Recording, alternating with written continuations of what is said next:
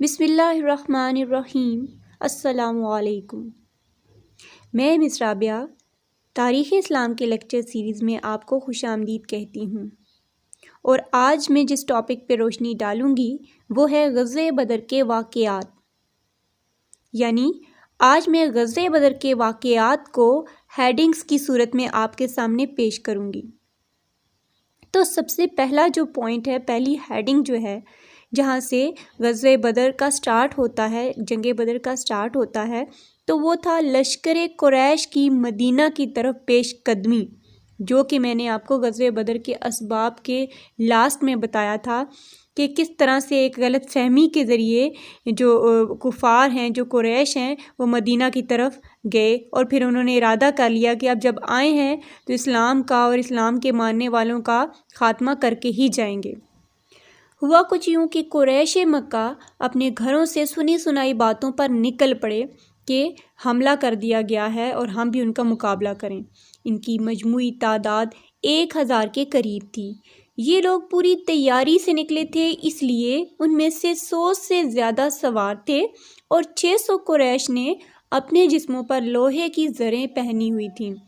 ابو لہب کے سوا تمام سرداران مکہ اس لشکر میں شامل تھے۔ عتبہ بن ربیعہ اس لشکر کے سپہ سالار تھے اور ابو جہل لشکر کی قیادت میں پیش تھے۔ آخر کار یہ لشکر طویل راستہ طے کر کے مقام بدر تک پہنچا۔ جنگی لحاظ سے مناسب مقام سمجھتے ہوئے انہوں نے اسی مقام پر ڈیرے ڈال دیے۔ یہ مقام مدینہ سے تقریباً 80 میل دور واقع ہے۔ آپ صلی اللہ علیہ وآلہ وسلم کو ان حالات کی جب خبر پہنچی تو آپ صلی اللہ علیہ وآلہ وسلم نے صحابہ کرام کو جمع کیا اور انہیں ساری صورتحال سے آگاہ فرمایا۔ مہاجرین جنگ کے لیے تیار تھے، لیکن حضور صلی اللہ علیہ وآلہ وسلم انصار کا ارادہ معلوم کرنا چاہتے تھے، چونکہ انہوں نے بیعت کے وقت یہ وعدہ کیا تھا کہ اگر دشمن مدینہ پر حملہ کریں تو ہم تلوار اٹھائیں گے۔ حضور صلی اللہ علیہ وآلہ وسلم نے ان سے خطاب فرمایا۔ سعد بن عبادہ قبیلہ خزرج کے سردار نے اٹھ کر عرض کیا کہ کیا حضور صلی اللہ علیہ وآلہ وسلم کا اشارہ ہماری طرف ہے؟ خدا کی قسم اگر آپ حکم دیں تو ہم سمندر میں کود پڑیں گے۔ یہ سن کر حضور صلی اللہ علیہ وآلہ وسلم کا چہرہ خوشی سے چمک اٹھا۔ پھر آپ صلی اللہ علیہ وآلہ وسلم 12 رمضان المبارک 2 ہجری میں 313 مسلمانوں کو لے کر، جن میں 60 مہاجرین اور باقی انصار تھے، مدینہ سے روانہ ہوئے۔ اسی اثناء میں قریش کا لشکر، جن میں 1000 پیدل اور سوار تھے، یعنی ان کی تعداد 1000 تھی، عتبہ بن ربیعہ کی قیادت میں بدر کے قریب پہنچ کر مناسب جگہوں پر قبضہ کر چکے تھے۔ حضور صلی اللہ علیہ وآلہ وسلم جب بدر کے قریب پہنچے تو حالات کی اطلاع ملی۔ اب وہیں ٹھہر گئے، لیکن قریب کوئی کنواں نہ تھا، اس لیے آگے بڑھ کر ایک چشمہ پر خیمہ زن ہوئے۔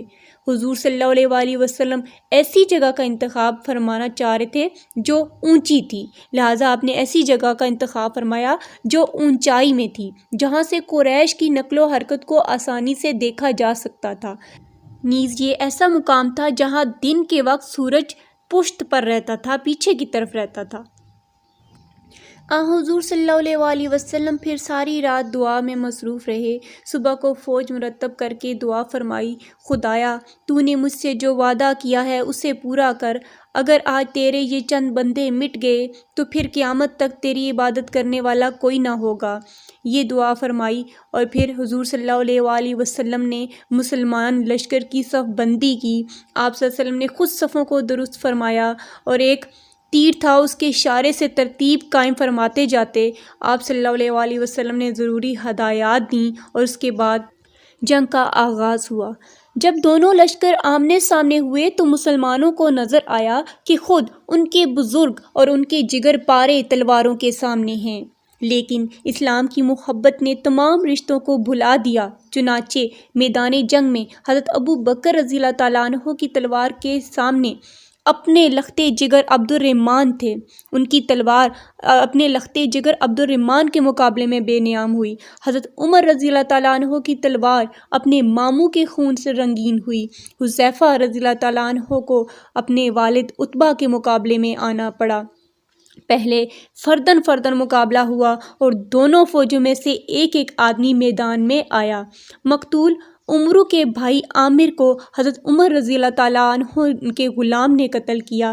قریش کی سپہ سالار عتبہ کا کام حضرت حمزہ رضی اللہ تعالیٰ عنہ اور حضرت علی رضی اللہ تعالیٰ عنہ نے تمام کیا۔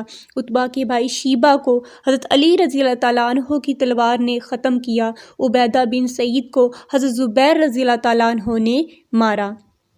پھر اس کے بعد عام جنگ کا آغاز ہو گیا، اور اس عام جنگ میں مسلمان مجاہدین نے شجاعت اور بہادری کے جوہر دکھائے۔ اپنے سے 3 گنا لشکر سے جنگ کرنا آسان نہیں تھا، جبکہ دشمن اس دور کے بہترین اسلحہ سے لیس تھا، مگر مسلمانوں کو نصرت پر اعتماد تھا، اس خوشخبری پر جو پہلے ہی ان کو مل چکی تھی۔ اسی وجہ سے ان کے حوصلے بلند تھے اور بڑے حوصلے کے ساتھ بہادری کے ساتھ وہ لڑے، کیونکہ ان کا اللہ اور اس کے رسول پر ایمان تھا، یقین تھا کہ ان کو فتح حاصل ہوگی۔ اور اب میں بیان کروں گی ابو جہل کے قتل کے واقعے کو، کہ 2 انصاری نوجوان معوذ اور معاذ رضی اللہ تعالیٰ عنہ ابو جہل کی طاق میں بیٹھے تھے۔ ابو جہل کو دیکھتے ہی اس کا کام کر دیا۔ جب ابو جہل کے لڑکے نے بیٹے نے یہ دیکھا تو فوراً سے معوذ رضی اللہ تعالیٰ عنہ پر تلوار کا وار کیا اور ان کا ہاتھ شانہ سے لٹک گیا، اور وہ لٹکا ہوا ہاتھ اس وقت پھر بھی لڑتے رہے بہادری سے، اور وہ ہاتھ ان کو ڈسٹرب کر رہا تھا تو اس ہاتھ کو خود ہی الگ کر دیا تلوار سے کہ وہ ڈسٹرب نہ کرے۔ جنگ تھی تو حضور صلی اللہ علیہ وسلم نے فرمایا ابو جہل کی لاش کو ڈھونڈو۔ ایک صحابی نے دیکھا تو ابھی اس میں کچھ جان باقی تھی۔ انہوں نے داڑھی سے پکڑ کر کہا کیا تم ابو جہل ہو؟ اس نے غرور سے جواب دیا کیا مجھ سے بڑھ کر کوئی شخص ہو سکتا ہے؟ کیا ہوا جو تم نے مجھے قتل کر دیا؟ ابو جہل کے قتل کے بعد مشرکین گھبرا گئے اور میدان جنگ چھوڑ کر بھاگ گئے۔ 70 لاشیں میدان جنگ میں چھوڑ کر بھاگ گئے، 70 گرفتار ہوئے۔ سارا ساز و سامان مسلمانوں کے ہاتھ میں آیا۔ حضرت علی رضی اللہ تعالیٰ عنہ کی مشہور تلوار ذوالفقار اسی جنگ میں ہاتھ آئی۔